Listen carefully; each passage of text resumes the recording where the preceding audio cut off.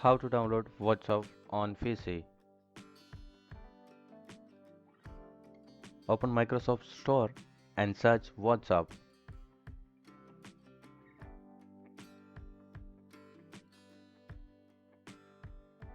Click on Get button and it will get started downloading.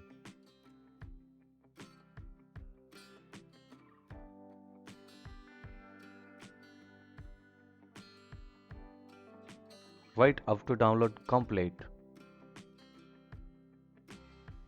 Click on Open and it will show QR code.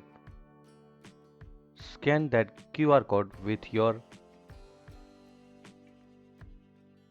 and WhatsApp is ready.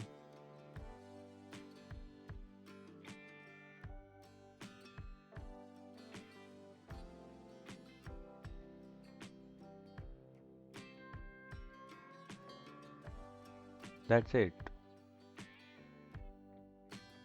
Thank you for watching. For more videos, please subscribe.